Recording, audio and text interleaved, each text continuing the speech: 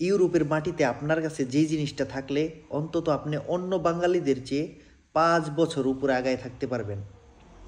এখন কিছু বাঙালি আছে মানিব্যাগের ভিতরে 10-12টা কার্ড লইয়া শু করে, ডেবিট কার্ড দেখাও বলে যে ক্রেডিট কার্ড।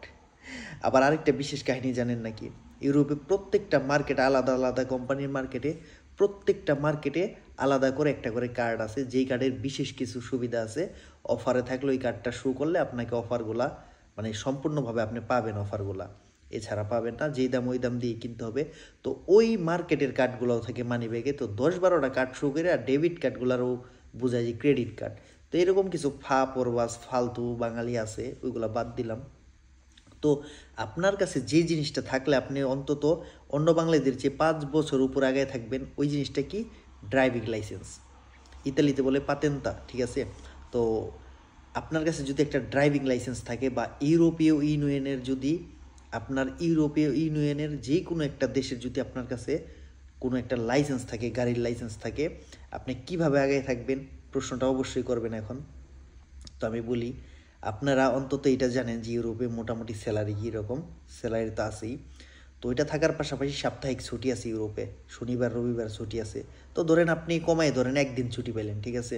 বা আপনি প্রত্যেক দিন কাজ থেকে আসলেন। ইউরোপে কিন্তু 1 ঘন্টা যদি কাজের কন্ট্যাক্ট থাকে আপনার সাথে, 1 ঘন্টার উপরে করাতে পারবেন, 1 ঘন্টা করে ছুটি। তো ধরেন আপনি প্রতিদিন কাজ থেকে বাসায় গেলেন, যাওয়ার পর খাওয়া দাওয়া করে গোসল টোসল করে রেস্ট নিয়ে মনে চাইলো আপনি গাড়িটা নিয়ে বের হলেন। বেশি না ভাই, 1 ঘন্টা, 1 ঘন্টা ধরেন, দিনে 1 ঘন্টা ধরেন, আপনি 1 ঘন্টা গাড়ি নিয়ে বের হইলেন।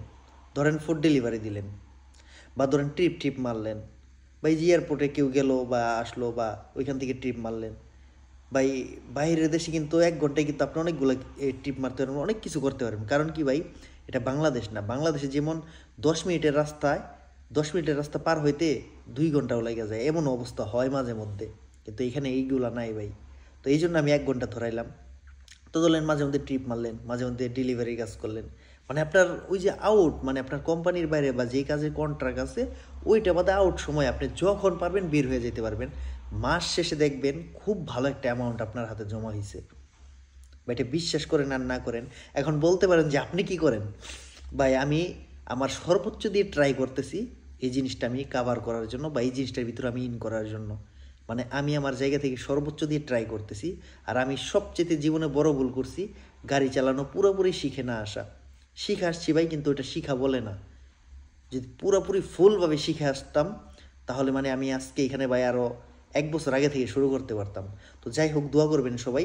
আমি ওইটার ভিতরে ইনভলভ হচ্ছি, বা আমি ট্রাই করতেছি আমার সর্বোচ্চ দিয়ে, যত তাড়াতাড়ি পারি আমি ঢোকার চেষ্টা করতেছি। কারণ নিজের চোখে দেখা ভাই, নিজের চোখে দেখা, ইউরোপের টাকা উড়ে কিন্তু সবাই ধরতে পারে না।